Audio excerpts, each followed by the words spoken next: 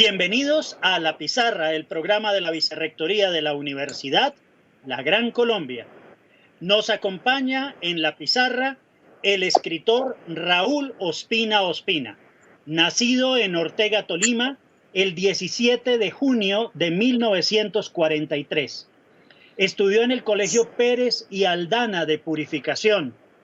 Periodista, poeta, novelista y lingüista. Es autor de 17 libros: Soledades, en 1982, La Raya 151 y otros cuentos, Sueños de junio, Para morir nací, Las mujeres de Lot, Laberinto mortal, Hablemos de sexo, Biografía del asombro, La huella del abuelo, El altruista, El transporte, Septuagenario, El fusil y la pluma, El transparente, El erizo, Sonámbulos y Los testaferros. Además, el maestro Ospina es autor del Diccionario de lo absurdo, en proceso de publicación, así como de múltiples artículos en diversas publicaciones, dentro de ellas en la revista Polibnia de la Academia Boyacense de la Lengua, de la cual fue su vicepresidente y es miembro fundador de la misma. Ha sido el maestro Ospina también el alma del Encuentro Internacional de Escritores en Chiquinquirá. Igualmente trabajó en la emisora Furatena y en la emisora Reina de Colombia en Chiquinquirá, ciudad donde el 1 de marzo de 1976 comenzó a emitir un radioperiódico con un nombre que parecería el de un cacique indígena, Bocunza, pero que en realidad corresponde a Boyacá, Cundinamarca y Santander, los tres departamentos donde se podía captar la señal de su noticiero. Casado, padre de 5 hijos, su particularidad es el uso del corbatín, porque cuando era niño, su mamá, que además fue la persona que le enseñó la palabra amor, lo vestía así para las presentaciones del colegio, y porque además Ospina dice que no le gustan las corbatas, hablando de la burocracia. Ha recibido como boyacense por adopción muchos reconocimientos, como la Orden del Roble, la Orden Enrique Medina Flores, la Orden Cacique de Turmequé, la Orden Juan de Castellanos y muchas más. Vamos a tener una charla amable, llena de repentismos y chascarrillos, con Raúl Ospina Ospina, a quien le damos la bienvenida a La Pizarra. Maestro, muchas gracias por aceptar la invitación. A usted, doctor Orlando, muchas gracias por acordarse de este compañero suyo que lo admira mucho allá en la Academia de la Lengua de Bogotá y que está muy complacido de que ahora sea el vicerrector de la Universidad de la Gran Colombia. Muchas gracias. Muchas gracias, maestro. Usted me decía que allá en Ortega, Tolima, de donde es, junto con su familia, tuvo que salir desplazado a los 5 añitos por la violencia, viendo también las víctimas de ese episodio luctuoso colombiano navegar como cadáveres en el río Saldaña. En la escuela, pues, y en el colegio utilizaba usted la pizarra y el gis. ¿Algún maestro o maestra para recordar? El profesor Argemiro Gutiérrez Cabezas, que fue mi profesor de 3º y 4º de primaria, que todavía vive, está muy ancianito, vive en la ciudad de Ibagué. Permanentemente me comunico con la familia de él. A veces no podemos hablar porque ya está en un lamentable estado de salud, pero hablo con la esposa o con los hijos, y fue un maestro con todas las de la ley, como deben ser los maestros de toda la historia del mundo. Qué bonito homenaje, maestro Ospina. En el Colegio Superior de Telecomunicaciones desarrolló profesionalmente usted la habilidad y el gusto por comunicarse, y se destacó también por ser el mejor en redacción de noticias e improvisación. Y allí fue donde se dio cuenta que tenía que dedicarse al manejo de la palabra. ¿Qué significa, maestro Raúl, para usted la siguiente frase? Ya no escribo para vivir, vivo para escribir. Sí, doctor Olano, porque en principio en los 46 años que ejercí el periodismo, lo hice para vivir. Debo reconocerlo así, con toda sinceridad, porque con 5 hijos tenía que darles estudio. Afortunadamente lo logré sacar adelante. Son personas realizadas. El menor se acaba de graduar de periodismo y también de literatura en la Javeriana y ya quedó libre de esa situación. Los demás, creo que algunos de ellos usted los conoce, doctor Olano, ya están realizados. Entonces, ese era mi objetivo. En ese momento, yo ejercía el periodismo para vivir y para poder sacar adelante a mis hijos. Pero una vez retirado, en junio de del año 2016, decidí dedicarme a escribir. Y ahora no escribo para vivir, vivo para escribir.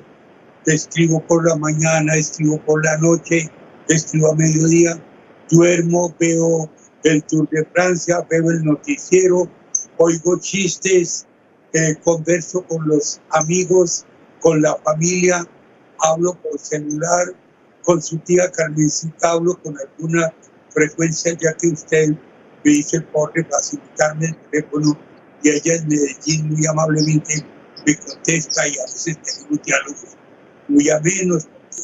Hay que recordar que ella es una gran historiadora y que también es miembro de la Academia de la Lengua y eso no se olvida. Ella estuvo en varios encuentros de escritores aquí en Chiquinquirá y en eso, doctor Olano, en eso paso la vida aquí en la casa, en este enclaustramiento, o también podría llamarle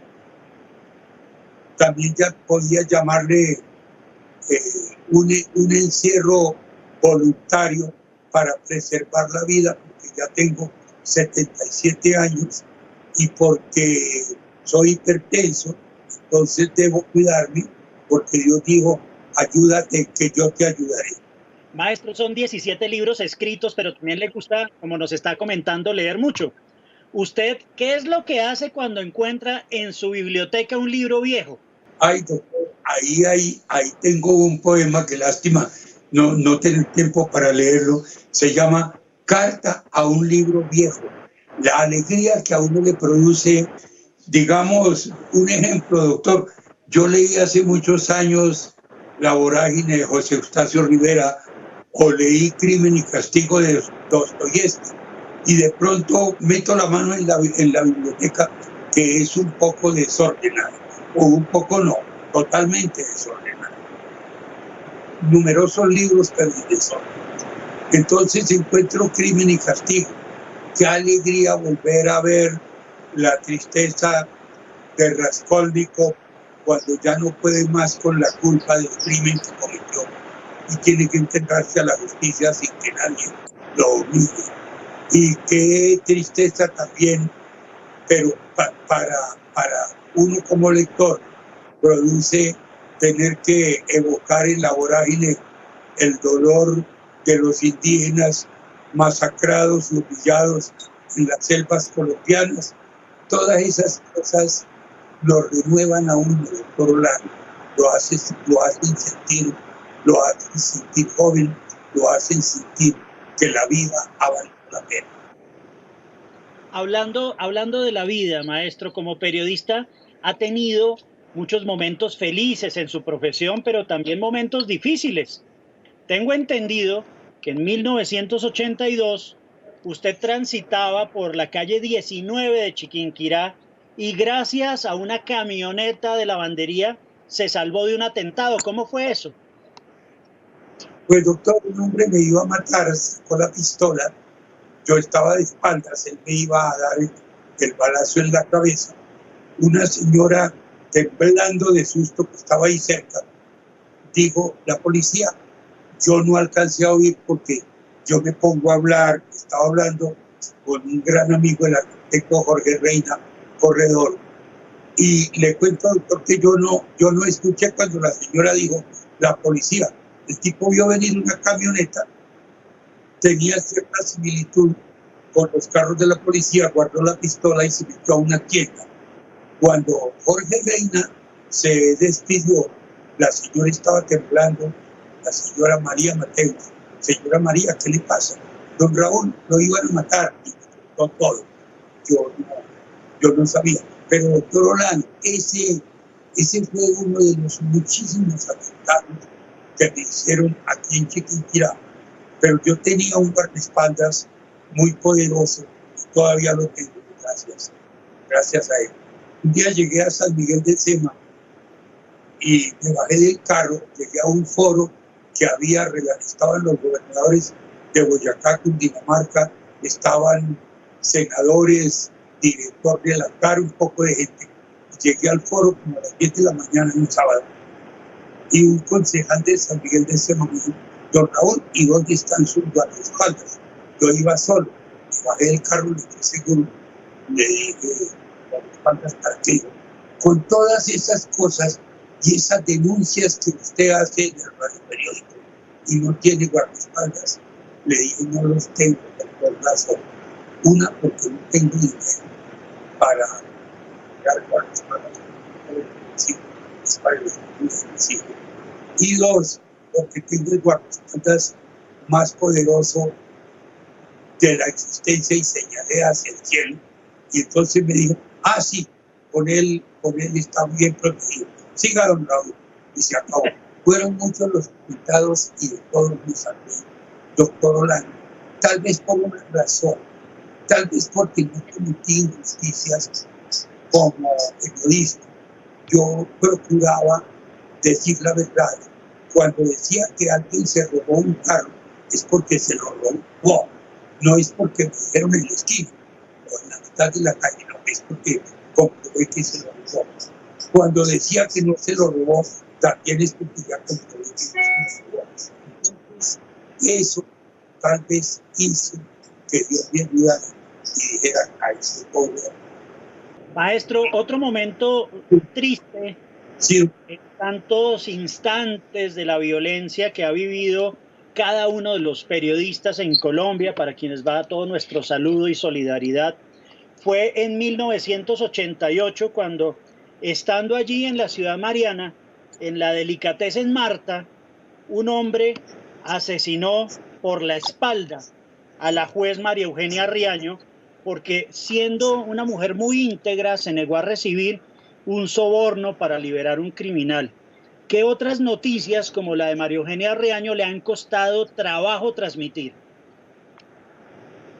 Parece un poco irónico, doctor, pero otra noticia con la que se me atragantó la voz y no me salía. Tuve que hacer radio se llama eso, un bache. Tuve que hacer un bache larguísimo y el control muy comprensivo esperó a que yo pudiera respirar. Fue cuando la muerte de María Eugenia, que era mi amiga con la que salíamos a trotar por las mañanas. Esa señora parecía una gacela. Yo tenía que suplicarle que me esperara. María Eugenia era una gran atleta. Esa vez el llanto y toda la conmoción no me permitió sacar la voz. Y en la segunda ocasión fue cuando murió Chespirito. Fui a dar la noticia y no podía, porque yo soy chavista, o sea, hincha del Chavo del 8 y de todos los personajes de Chespirito. Maestro, nos vamos a ir a una pausa y ya regresamos en La Pizarra, el programa de la Vicerrectoría de la Universidad La Gran Colombia. Regresamos a La Pizarra, el programa de la Vicerrectoría de la Universidad La Gran Colombia. Esta semana nos acompaña desde Chiquinquirá, Boyacá, el maestro Raúl Ospina Ospina. No olviden seguirnos en nuestras redes sociales que aparecen en la parte inferior de la pantalla. Maestro Raúl, ¿de dónde viene la inspiración para sus obras? Doctor, el periodismo es una gran fuente y esa es una de las fuentes. La otra, en la parte poética, el poeta no se hace, el poeta nace. Yo en segundo de primaria escribía coplas en la escuela, en el bachillerato escribí muchas coplas un poco de pronto duras, irónicas. Hubo una ocasión en que tuve que salirme por saltar la tapia del colegio y salir por detrás porque una profesora me estaba esperando para golpearme con el tacón del zapato por una copla muy dura que yo había sacado en una hora cultural del colegio. Decía: a doña Noemí Bonilla no sé qué es lo que le pasa, que se va a morir de añeja, pero nada que se casa. Ella se indignó y un compañero me dijo: no vaya a salir por la puerta principal que Noemí lo va a golpear. Entonces me volé por la tapia, por la parte de atrás y me salvé. La copla, pienso yo, doctor Olano, es el preámbulo, el principio del poeta. El poeta hace coplas y luego va perfeccionando la poesía mediante el estudio, mediante la lectura permanente, va perfeccionando, y el poeta no se está haciendo, se está perfeccionando, pero el poeta nace, el poeta nunca se hace. En cuanto a la narrativa, ya le dije, el periodismo sí ha sido una fuente de mucha importancia para mí, porque muchas de las cosas que no pude o que no alcancé a decir o que no las pude verificar por alguna circunstancia, una fuente me falló y sin poderlas verificar no las podía decir. Entonces, ya en la narrativa escribí un cuento o escribí una novela. Aquí tengo que evocar a una gran amiga mía, la novelista Patricia Lara. Ella dice en una de sus novelas, dice: como no alcancé a divulgar este hecho en el periódico, escribiré una novela. Esa es una de las partes de la inspiración para la narrativa. La segunda es la misma vida.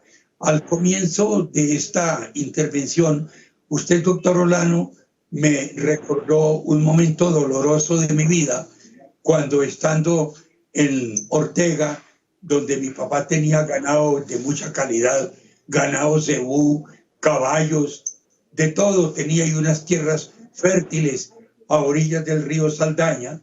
De la noche a la mañana tuvimos que salir embarcados por el río con la ropa que teníamos puesta y perderlo todo. Entonces, eso, por ejemplo, esa situación y otras que se sumaron a esa, están compendiadas en una novela que está inédita y que la tiene Clara Elvira en Lima para buscar la forma de publicarla allá, al igual que el Diccionario Absurdo, porque es una novela de un contenido tremendo en cuanto a la historia de Colombia, el advenimiento del Frente Nacional, la pérdida de las tierras, la violencia política, doctor, y usted lo sabe más que yo, ha tenido mucho que ver con la tenencia de la tierra. A uno no lo sacan por liberal o por conservador, a uno lo sacan porque tiene una tierra buena y se quieren quedar con ella. Y eso lo hemos vivido en los últimos años en Colombia. Y ya no es la lucha de liberales y conservadores, es la lucha por la tenencia de la tierra, o para sembrar coca, o para ampliar la ganadería, o para cualquier cosa de esas. La fuerza se impone lamentablemente en estos casos. Y la segunda fuente de inspiración para mi narrativa, la oralidad de mi madre. Nosotros en mi niñez, hasta los 12 años, viví en el campo, en una vereda muy cercana al pueblo de Purificación, Tolima, a donde habíamos llegado desplazados. Y allí pues, no había luz eléctrica. A la luz de una lámpara de petróleo, mi madre tenía una oralidad incomparable. Nos sentaba alrededor de ella en una banquita en el patio o a la luz de la luna, y se ponía a contarnos historias. Muchas de esas historias están narradas en la novela Baurá, que espero en el 2021 poder publicar. Ahí están las fuentes de la inspiración. Y para la poesía, doctor, pues el poeta lo que vive, lo que ve, lo que oye, lo que siente interiormente, todo eso se traduce en poesía cuando hay la verdadera calidad de poeta. A mí me hacen una pregunta en los medios, cuando me entrevistan, una pregunta que me parece pueril, y es: ¿en qué momento se inspira usted? Y la respuesta es un poco tajante y de pronto brusca, doctor Olano. El que nace para escribir no necesita un momento especial para inspirarse, lo que necesita es tiempo. Eso es todo lo que necesita, el tiempo. Hay tiempo, me siento a escribir y produzco, y eso es todo. Muy bien, maestro, pero también me hace recordar ese desplazamiento forzado, el que de Castellanos, cuando hablaba en ese canto a la sabana de tierra buena, tierra que pone fin a nuestra pena. Hoy en día, ese pedacito de tierra es pena para las personas, precisamente porque son perseguidos. Doctor Olano, discúlpeme, está saliendo entrecortada la pregunta y no la puedo captar. ¿Repetimos ahí? Listo. Sí, doctor, sí está. Sí. Maestro, no, ahora.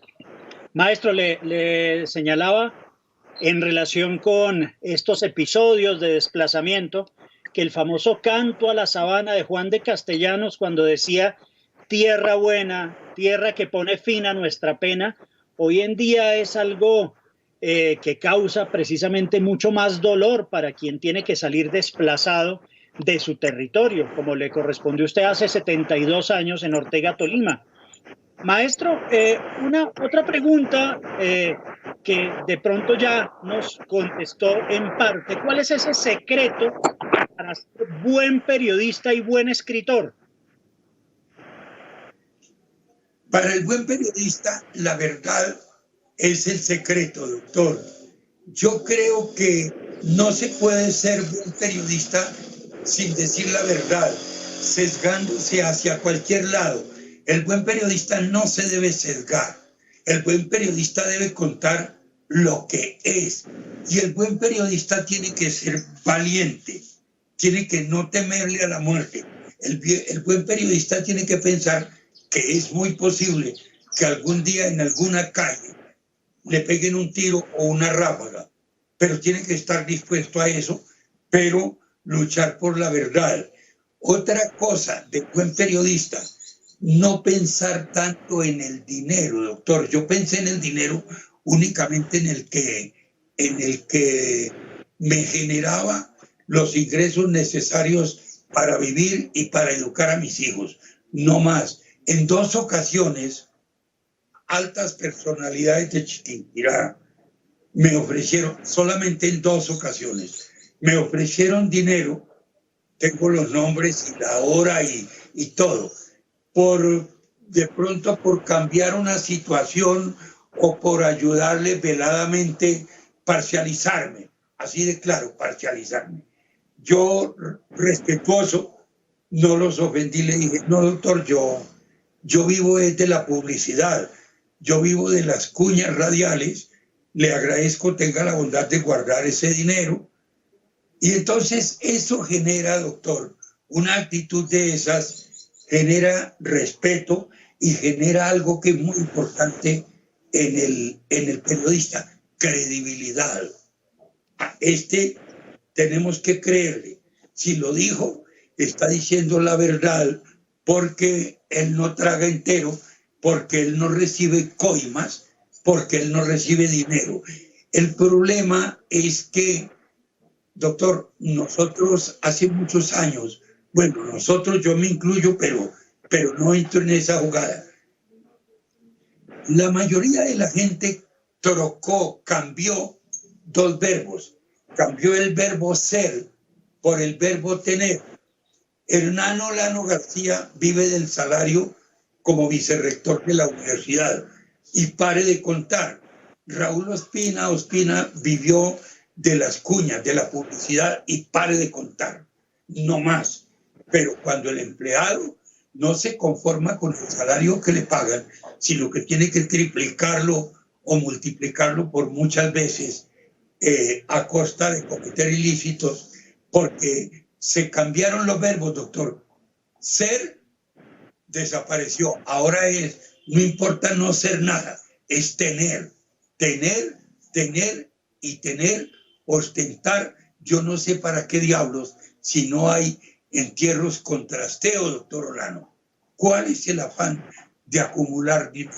Mientras uno tenga lo suficiente para vivir, ¿cuál es el afán? Acumular dinero. Y no nos engañemos, pero en este afán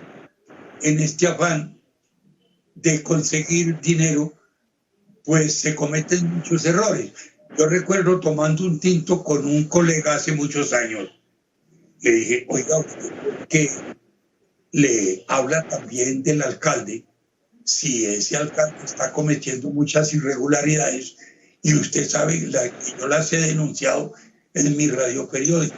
Digo, es que yo no puedo hablar mal del alcalde porque me está pagando un aviso en el periódico. Yo me levanté, pagué los tintos, me fui y nunca volví a tomar tinto con ese colega, porque así no son las cosas, ¿no? Para ser un buen escritor, leer, pulir, trabajar. La literatura es una artesanía. Usted toma un trozo de cedro y empieza a pulirlo con una navaja, y tarde o temprano va a tener la efigie de una persona o la figura de un animal o cualquier otra cosa. Pero eso es cuestión de mucha paciencia. Es leer mucho, no para copiar, no para plagiar, no para imitar a nadie. Es para llenarse la mente de conocimientos y luego trabajar y pulir y meterle mucha artesanía a lo que se escribe. Eso es todo. Muchas gracias, maestro. Vamos a una pausa y ya regresamos para el tercer segmento, la Vicerrectoría de la Universidad. Estamos en La Pizarra, el programa de la Vicerrectoría de la Universidad, La Gran Colombia. Los invitamos a seguirnos en nuestras redes sociales que aparecen en la parte inferior de la pantalla. Desde Chiquinquirá está con nosotros el maestro Raúl Ospina. Maestro, usted conformó con otras personas de su ciudad la Fundación Cultural Getón Ferro, que organiza el Encuentro Internacional de Escritores. ¿Quién era el Getón Ferro y cuántas ediciones lleva ese encuentro de escritores? El Encuentro de Escritores completó en el 2019 40 ediciones ininterrumpidas cada año. En el 2020 pues estaba programado el número 41, pero lamentablemente no se ha podido hasta ahora. Esperamos hacer algo virtual y esperamos el año entrante reanudar con el encuentro presencial con todas las de la ley. El Getón Ferro fue un poeta chiquinquireño. Él no era muy grande como poeta, pero como mecenas, como patrocinador, como auspiciador de la cultura, era único. El Getón Ferro compró la isla del Santuario en la laguna de Fúgene.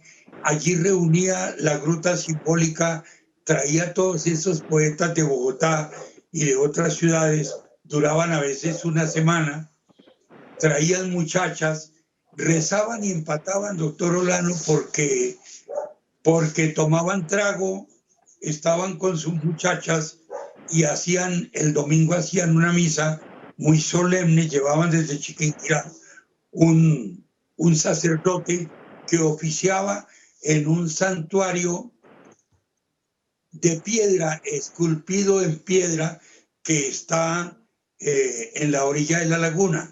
Los asistentes, el oficiante se situaba en el santuario sobre una laja grande de piedra y allí oficiaba. Y los asistentes a la misa, es decir, los escritores, poetas y las muchachas que los acompañaban, se situaban en las canoas que estaban amarradas en la orilla de la laguna frente al santuario. Por eso la isla se llama la isla del santuario y ahí está el epitafio del Getón Ferro que comienza: aquí yace el calavera que ordenó y dejó dispuestos los bienes a su manera y a la ruta verdadera tiró sus últimos restos. Ese es el epitafio del Getón Ferro. Allí pescaban, leían poemas a la luz de lámparas de petróleo, leían poemas, cantaban, tocaban tiple, pescaban, cazaban patos, porque en esa época la laguna de Fuquene no era un pantano maloliente como es ahora, era toda una laguna de aguas transparentes llena de peces, un pez llamado carpa, otro llamado capitán y muchos patos. Le quiero contar una anécdota que aparece en una novela mía, doctor Olano. En la novela Las Mujeres de Lo aparece una anécdota del verbo fetecuar.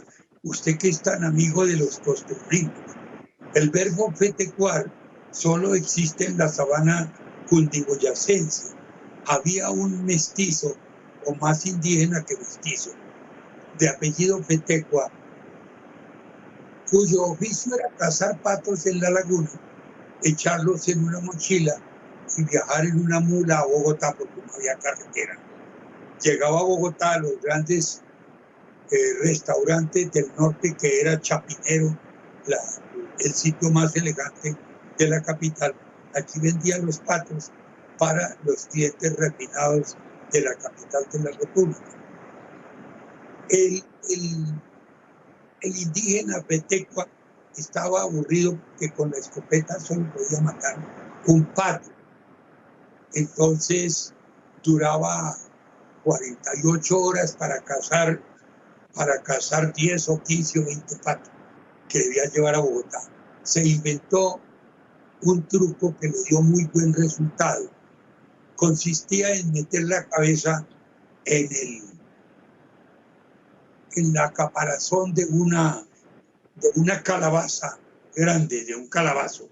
Le abría un par de huequitos frente a los ojos para poder mirar los patos y él se ajustaba en la cabeza, se ajustaba el calabazo hasta la nuca. Ellos veían un calabazo flotando, los patos, en medio de ellos, y no se afanaban.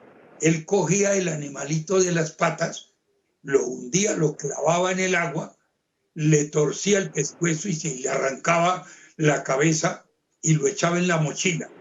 De tal manera que en una hora ya tenía 15 o 20 patos, pero esa muerte tan violenta que le daba a los patos ocasionó la aparición del verbo fetecuar, matar con sevicia, asesinar, viciar, ensañarse en la víctima. Entonces no era extraño oír en Chapinero un cachaco que dijera: ¡ala! Anoche es que le dieron fetecua a un cachifo por ahí en San Victorino, ¡ala! ¡Ala! ¿Y eso por qué sería? No, pues le dieron fetecua porque se estaba metiendo con la esposa del vecino, ¡ala! Entonces de ahí surgió. El Getón Ferro como poeta no era una cosa del otro mundo. Como altruista, como mecenas, era excelente patrocinador de la cultura y además era un repentista único. Tenía muchas anécdotas, hacía muchos chistes, era de una inteligencia prodigiosa para crear lo que aquí en Boyacá y en Cundinamarca se llama el chispazo. Ese era el Getón Ferro. Y entonces, cuando el creador del Encuentro de Escritores fue el escritor Alonso Gutiérrez Rivero, que era rector del Pío, él tuvo la idea de hacer un encuentro en Chiquinquirá, lo hizo en octubre de 1980 y lo hizo con la colaboración de alumnos, profesores y padres de familia del Colegio Pío Alberto Ferro en el 81. Para el 82, en mi calidad de periodista lo abordé y le dije: Alonso, ¿hay preparativos para el encuentro de escritores del 82? Me dijo: no, el encuentro se acaba. Le dije: ¿por qué? Esto es muy bueno para Chiquinquirá. Digo: el encuentro se acaba porque a mí me trasladan. Dije: es que usted no es el encuentro de escritores. El encuentro se acaba por sobre mi cadáver. Me voy para la casa a redactar los estatutos para crear una fundación. Digo: yo no creo en la fundación. Le dije: pero yo sí. Y a los 8 días estábamos creando la Fundación Getón Ferro, que hasta ahora ha sido la responsable del Encuentro Internacional de Escritores. Conozco también, maestro, otra acepción para el verbo fetecuar, que se utilizaba para las construcciones en Bogotá. Esa casa la fetecuaron, debido a que en Bogotá había un señor, Raúl Alberto Fetecua Che, que se dedicaba a las demoliciones. Entonces se utilizaba también para cuando tumbaban una casa el verbo fetecuar, al igual que cuando mataban a alguien. Maestro, y hablando de esa novela de las mujeres de Lot, la periodista Clara Elvina Ospina Garzón, su hija, dijo que Raúl Ospina es un crítico social que decide poner la literatura al servicio de su corazón ansioso, lo cual lo incluyó ella como prólogo en esa novela Las mujeres de Lot. ¿Qué sintió usted, maestro, a ser prologado por su propia hija? Pues, doctor, una gran alegría, porque mis hijos son mi mayor orgullo. A mí en los medios, cuando me entrevistan, generalmente me hacen esta pregunta: ¿cuál es su mayor orgullo? ¿Su trabajo como periodista, sus hijos o su trabajo como escritor? Y mi respuesta es clara y rápida: mi mayor orgullo son mis hijos, sin decir que este es mejor que aquel. Todos mis hijos son iguales y son mi gran orgullo. Entonces, estas palabras de Clara Elvira son muy generosas, pero sí son ciertas, doctor. El periodismo y la literatura deben estar al servicio de la gente en la búsqueda permanente de un mundo mejor, de un mundo más vivible, de un mundo donde quepamos todos, doctor Olano, donde quepamos todos sin darnos codazos, sin subirnos encima del otro. Ese debe ser un oficio permanente del buen periodismo y también de la buena literatura. Hay una anécdota en la presentación de esta novela en el Encuentro de Escritores en el Club del Comercio. Clara Elvira vino a Chiquinquirá para hacer la presentación del libro y dijo: es que mi papito se parece mucho al protagonista de la novela. Yo la interrumpí, yo estaba entre el público, la interrumpí y le dije: tienes toda la razón. Por los 1,85 de estatura, los ojos verdes, la piel trigueña, el cabello largo, los músculos abultados, y pues la gente soltó la carcajada, doctor Olano, porque yo estaba haciendo un chiste a mi hija. Ella no se refería a la parte física del protagonista de la novela, sino a la parte de la búsqueda del conocimiento, a aquel aspecto relacionado con el altruismo y con la rectitud en el trabajo. A eso se refería a mí. Maestro, nos vamos a una pausa y ya regresamos al segmento final en La Pizarra, el programa de la Vicerrectoría de la Universidad La Gran Colombia. Regresamos al segmento final de La Pizarra, el programa de la Vicerrectoría de la Universidad La Gran Colombia, desde Chiquinquirá con el maestro Raúl Ospina. Maestro, Laberinto Mortal es una de sus novelas donde pone el dedo en la llaga sobre el SIDA, sobre el alcoholismo, el suicidio y otras venganzas. Esta obra, que hace parte de su versátil producción literaria, ¿Tendrá una segunda parte ahora con la pandemia? Pues no sé, doctor. Acabo de terminar una novela que no está publicada, apenas está terminada y ya corregida, pero no, la escribí en la pandemia, que se llama La muerte en el espejo, pero todavía no sé, doctor, si escribiré algo acerca de la pandemia. Hay tanta gente escribiendo acerca de la pandemia en este confinamiento. La gente se dedica a escribir y yo no creo, sinceramente, doctor Olano, hay tanta cosa, tanto tema para escribir que no creo que yo escriba acerca de la pandemia. A propósito de confinamiento, doctor. Confinado, que es lo que estamos hablando, confinado, el nuevo diccionario significa velorio. Exactamente. Confinado. Ahorita vamos a hablar del diccionario de lo absurdo. Pero antes, dos preguntas, maestro. ¿Usted sigue siendo un septuagenario que quiere llegar a milenario? Doctor, yo no tengo ni idea hasta cuándo me tendrá Dios aquí con los pies sobre la tierra. Lo único que sí le he pedido mucho es dos cosas: que me tenga con salud hasta cuando Él decida tenerme, y segundo, que me permita terminar una obra literaria muy extensa que tengo proyectada, y que si en este momento me fuera, pues quedaría mucho pendiente. Pero yo confío en que sí voy a poder cumplir al menos en buena parte de ese propósito. Milenario, pues eso, ni siquiera Gilberto Ávila Montijo.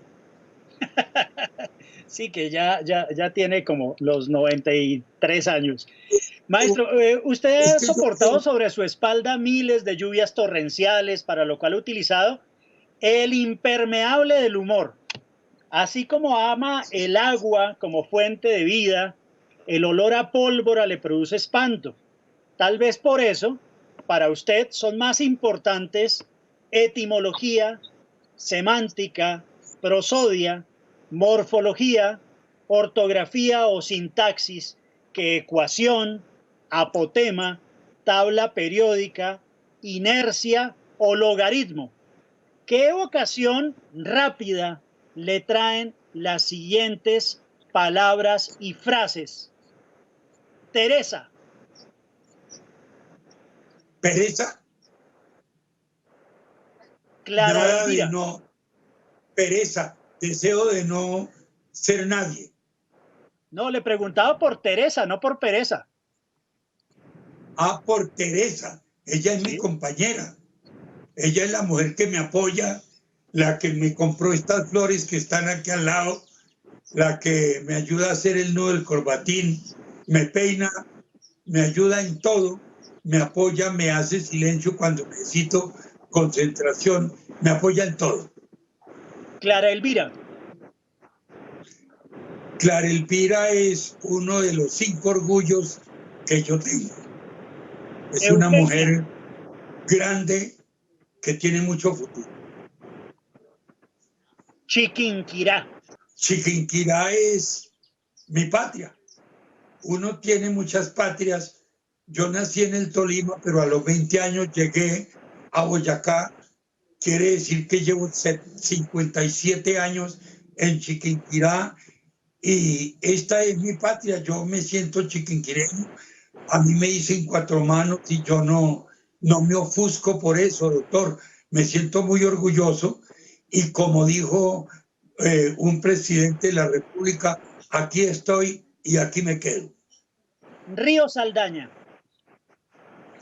Río Saldaña, la evocación de momentos dolorosos, pero también de momentos lindos en mi niñez. Cuando iba a pescar, usted encuentra en mi poemario, que yo sé que el doctor Olano lo tiene, en mi poemario que se llama Biografía del Asombro, encuentra un poema en el que describo cómo a las 5 de la mañana el abuelo me llevaba a pescar en el Saldaña. cuando era de aguas transparentes y no de aguas oscuras como es ahora. Una penúltima pregunta, maestro, antes de pasar al diccionario de lo absurdo. Usted escribe la paz con la tinta vivificante del abrazo sobre la hoja blanca del amor. ¿Qué relación tienen, enfrente a esas palabras, el fusil y la pluma? El fusil y la pluma es la confrontación. Ese es un libro que ideé para confrontar la brutalidad, la fuerza con la inteligencia. Y ahí fíjese usted, doctor, que hago las evocaciones de Dalila, que ella no tiene fuerza, Sansón sí la tiene, pero ella con inteligencia lo duerme, le quita el cabello y así logra dominarlo. De Ulises y todos los griegos, cuando arman su caballo de Troya, se meten de noche con el caballo lleno de guerreros, abren las puertas de la ciudad y acaban con la ciudad de Troya. La inteligencia, cómo Ulises se enfrenta a Polifemo y logra vencerlo también con inteligencia. Entonces, doctor, la inteligencia siempre estará por encima de la brutalidad y el poema siempre tiene que estar por encima de la vulgaridad, de lo atroz, de lo grotesco. Maestro, ahora sí entremos en estos últimos minutos a hablar de los términos que trae en el diccionario de lo absurdo. Empiece usted y nos da las definiciones que tenga a la mano de su nuevo diccionario. Arranco con confinado, porque estoy confinado aquí en la casa. Eso significa velorio. Sogamoso significa un amante amarrado. Saboyá significa ya me enteré. Soracá significa llamado a una monja. Sor, acá. Maripí significa María 314-16. Barbosa, una cantina en el sur de Bogotá. Barbosa. Y así, como dice el Chavo del Ocho, ya le dije que soy chavista. El Chavo del Ocho dice, y así sustantivamente. Exactamente, maestro, pues muchísimas gracias por haber aceptado esta invitación a La Pizarra, el programa de la Vicerrectoría de la Universidad de la Gran Colombia.